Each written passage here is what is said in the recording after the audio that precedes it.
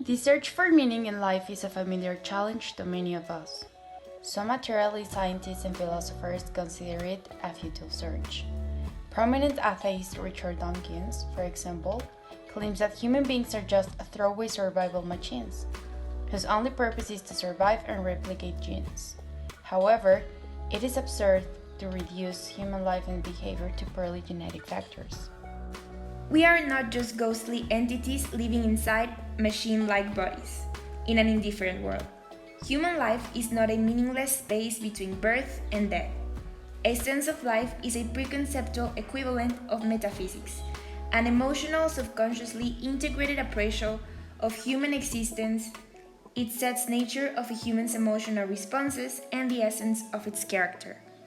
Humans make choices, form value judgments, experience emotions, and acquire a certain implicit view of life.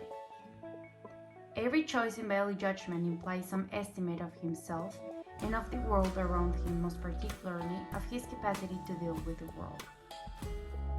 Humans may draw conscious conclusions, which may be true or false, or he may remain mentally passive and merely react to events. Whatever the case may be, his subconscious mechanism sums up his psychological activities, integrating his conclusions, reactions, or evasions into an emotional sum that establishes an habitual pattern and becomes his automatic response to the world around him. What began as a series of single, discrete conclusions or evasions about his own particular problems becomes a generalized feeling about existence, an implicit metaphysics with a compelling motivational power of a constant, basic emotion, an emotion which is part of all his other emotions and underlies all of his experiences. This is what we call a sense of life. A sense of life is formed by a process of emotional generalization which may be described as a subconscious counterpart of a process of abstraction since it's a method of classifying and integrating. But it's a process of emotional abstraction. It consists of classifying things One that according you walk to the on with your own emotions they 2 evoke. feet. For example, of tying together by association or connotation. All those things which have the power to make an individual experience the same emotion. A given person's sense of life is hard to identify conceptually because it is hard to isolate. It is involved in everything about that person, in his every thought, emotion, action, in his every response, in his every choice and value, in his very spontaneous gesture, in his manner of moving, talking, smiling, in the total of his personality. It is what which makes him a personality. Introspectively, one's own sense of life is experienced as an absolute and an irreducible primary as that which one never questions, because the thought of questioning it never arises. Retrospectively, the sense of life of another person strikes one as an immediate, yet undefinable impression on very short acquaintances, an impression which often feels like certainty, yet is exasperatingly elusive if one attempts to verify it. This leads many people to regard a sense of life as the province of some sort of special intuition, as a matter of perceivable only by some special, non-rational insight. The exact opposite is true.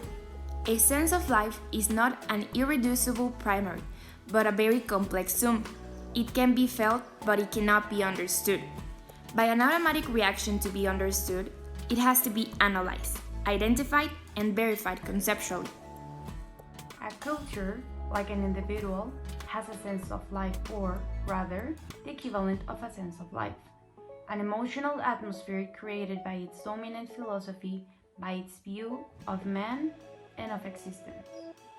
This emotional atmosphere represents a culture's dominant values and serves as the leitmotif of a given age, setting its strengths and its style.